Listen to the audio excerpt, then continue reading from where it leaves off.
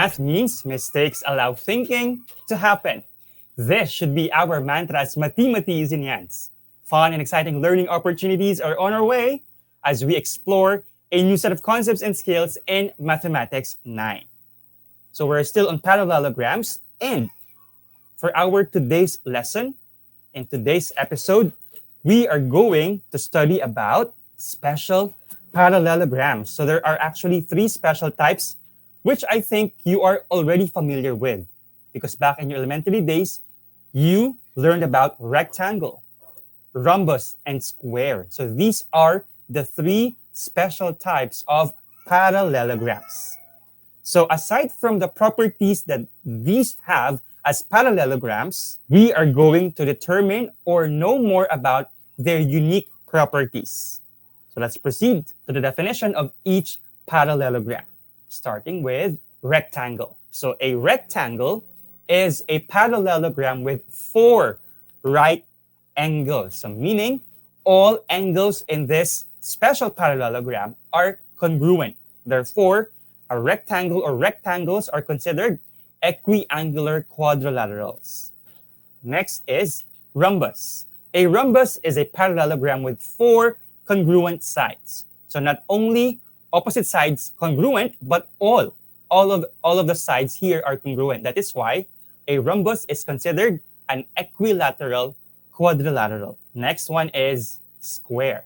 A square is a parallelogram with 4 right angles and with 4 congruent sides. So a square is not only equiangular, it is also equilateral, and therefore it is considered a regular quadrilateral. So for any polygon, it is considered regular if all the sides are congruent and all the angles are congruent as well. Now, let's talk about properties of rectangles. Here is the first one. If in a parallelogram, one angle is a right angle, then all of its angles are right angles, and the parallelogram is a rectangle. So we have here rectangle FIRE. All right? So we have angle F, which is a right angle, therefore it is measuring 90 degrees. So we have to remember that once we have one angle of a parallelogram which measures 90 degrees, all the other 3 must be 90 degrees as well in measure. And it is a rectangle. Aside from this property, we also have if a parallelogram is a rectangle, then its diagonals are congruent. Let's have an illustration. So we have here parallelogram ABCD, which is a rectangle, and its diagonals are segments AC and BD. Now let's prove that diagonal AC is congruent to diagonal BD. So I'm going to show the 2-column proof to prove that diagonals in a rectangle are congruent. Let's start with statement number 1. Parallelogram ABCD is a rectangle and AC and BD are its diagonals. And the reason for this is, of course, it's given. So we can see that from this. Next statement, we have side AB is congruent to side CD, and this is supported by these markings. Okay, these markings indicate that opposite sides, AB and CD, are congruent. The reason, of course, is that in a parallelogram, OSC, opposite sides are congruent. Next is angle. ABC and angle DCB are right angles. The reason for this is, of course, the definition of a rectangle. So earlier, we mentioned that a rectangle is a quadrilateral with 4 right angles. It means our angle ABC and angle DCB are among the right angles of this quadrilateral or of this rectangle. Next statement, we have angle ABC and angle DCB are congruent. Of course, any 2 right angles are congruent. Since right angles both they measure 90 degrees, then any 2 right angles will be of equal measure, or they are congruent. Again, for the statement number 5, segment or side BC is congruent to itself. And this is, of course, because of reflexive property of congruence. Next statement, triangle ABC is congruent to triangle DCB. And this is according to SAS postulate, which states that if two sides and the included angle in one triangle are congruent to two sides and the included angle in another triangle, then the two triangles are congruent. Let me repeat that. In SAS postulate, if two sides and the included angle in one triangle are congruent to two sides and the included angle in another triangle, then the two triangles are congruent. Now, I think we're ready for the last statement in our proof. And this is that statement. Or segment AC, rather, is congruent to segment BD. So these are the diagonals in our figure, in our rectangle. But these are parts of triangles ABC and DCB. So the reason? Of course, we have CPCTC. Corresponding parts of congruent triangles are congruent. All right, so I think that proves that in a rectangle, indeed, diagonals are congruent. Okay, so remember this property.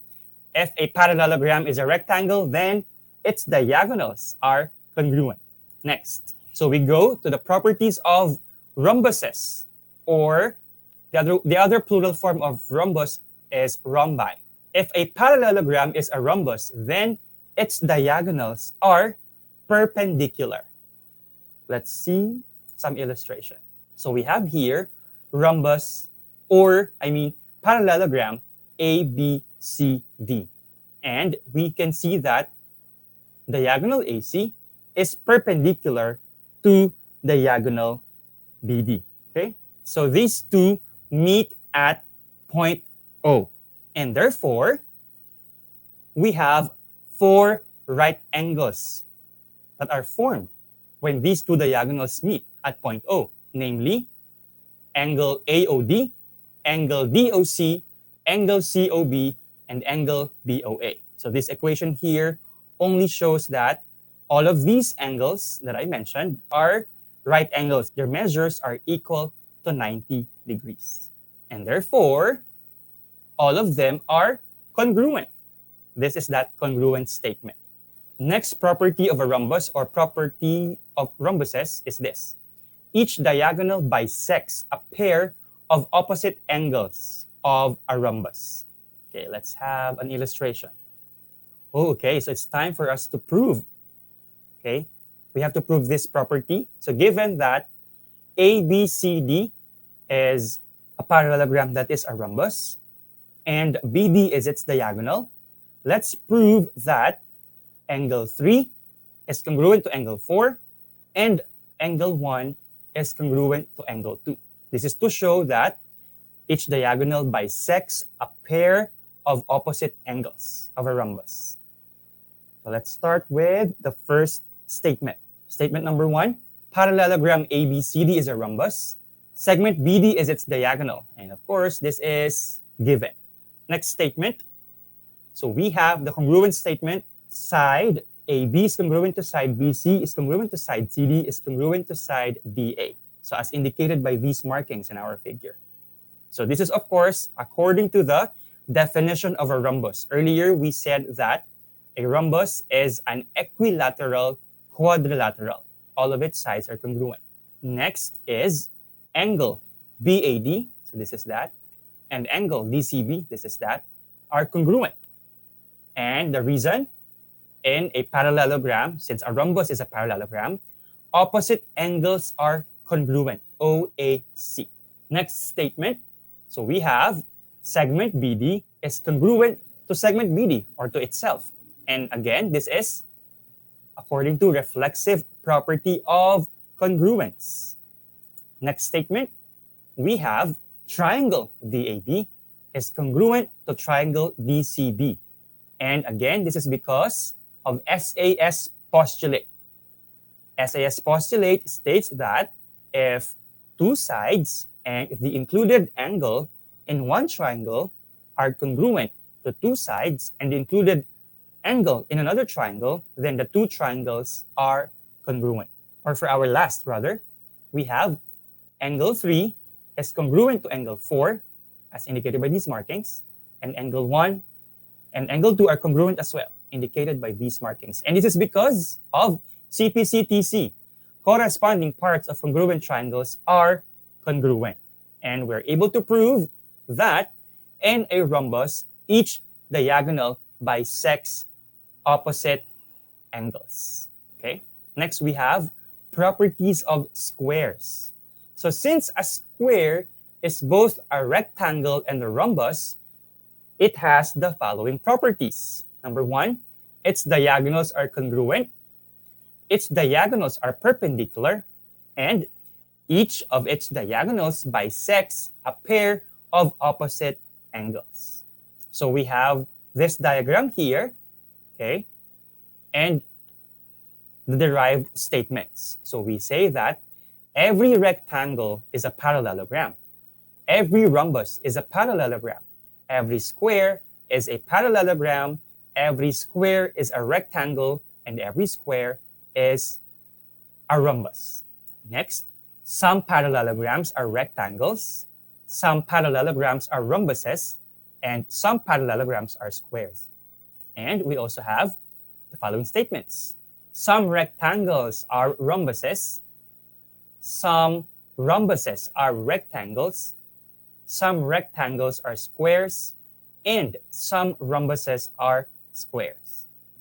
So this table here summarizes the properties of each special type of parallelogram. So for rectangles, so we have these two properties. All angles are right angles, hence rectangles are called or considered equiangular, and diagonals are congruent. Now for rhombuses, all sides are congruent. That's why rhombuses are equilateral. Diagonals are perpendicular, and each diagonal bisects a pair of opposite angles. Now for squares, it has all the properties mentioned of a rectangle and of a rhombus. Okay? So we have all angles are right angles, diagonals are congruent, all sides are congruent, and diagonals are perpendicular, and lastly, each diagonal bisects a pair of opposite angles. And I think we are ready for some practice. So let's answer this activity, activity number 1. So you have to place a check mark where the given conditions A, B, C, and D apply. So we have R for rectangle, RH for rhombus, and S for square. So condition A, angle 1 is congruent to angle 2. Angle 3 is congruent to angle 4. Condition B, segment WR is congruent to segment OK. Condition C, segment WR is perpendicular to segment OK. And finally, condition D, angle 2 and angle WKO are complementary. Can I give you 10 seconds? Let's see if you're able to perfect this activity. Again, determine whether the given condition applies to rectangle, rhombus, or square.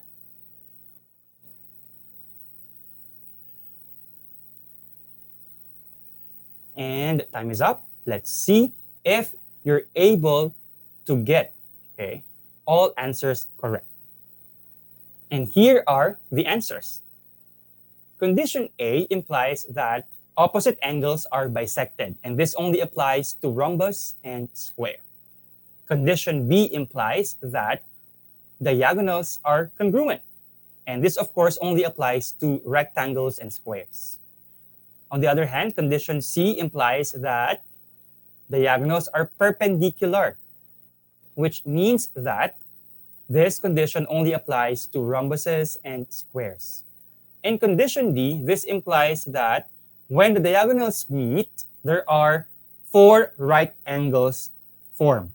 And therefore, the parallelogram is divided into 4 right triangles, which of course suggests that diagonals are perpendicular. So, condition D only applies to rhombus and square. All right. Now let's have another activity, activity 2. So here we are given rhombus PACM.